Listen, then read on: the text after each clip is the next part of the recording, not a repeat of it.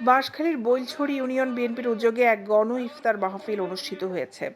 রবিবার বিকেলে Banshkhali girls college মাঠে উপজেলা বিএনপির সাবেক দফতর সম্পাদক মাহমুদুল করিমের সভাপতিত্বে অনুষ্ঠিত ইফতার মাহফিলে প্রধান অতিথি ছিলেন চট্টগ্রাম দক্ষিণ জেলা বিএনপির সাবেক সিনিয়র সদস্য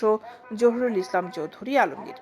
বিশেষ অতিথি ছিলেন উপজেলা বিএনপির সাবেক সাধারণ সম্পাদক ও বৈলছড়ি ইউনিয়ন পরিষদের সাবেক চেয়ারম্যান ইব্রাহিম খলিল। বৈলছড়ি ইউনিয়ন পরিষদের মেম্বার বিএনপি নেতা আব্দুল আলিমের পরিচালনায় ইফতার মাহফিলে বক্তব্য রাখেন পৌরসভা বিএনপির সাবেক সাংগঠনিক সম্পাদক শাহাদাত হোসেন আজগর, উপজেলা ছাত্রদলের সাবেক সভাপতি সাইদুল হক সাঈদ, বিএনপি নেতা নুরুল আজিম, মুফিজুর রহমান, উপজেলা যুবদলের আহ্বায়ক আবু আহমেদ, উপজেলা যুবদলের আহ্বায়ক আহবু আহমেদ, পৌরসভা যুবদলের সিনিয়র যুগ্ম আহ্বায়ক মাওলানা শহীদুল্লাহ,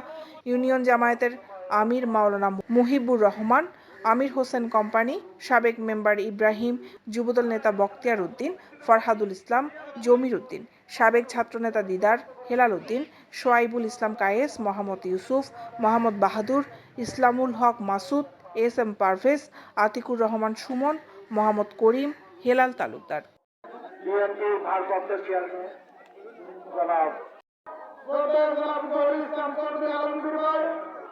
আমরা অনেকদিন পরে দীর্ঘদিন পরে এই উন্মুক্ত পরিবেশ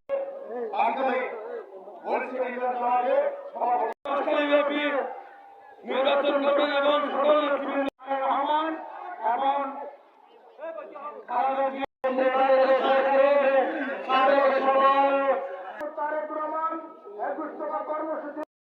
দৈনিক আজাদী নিউজ ডেস্ক।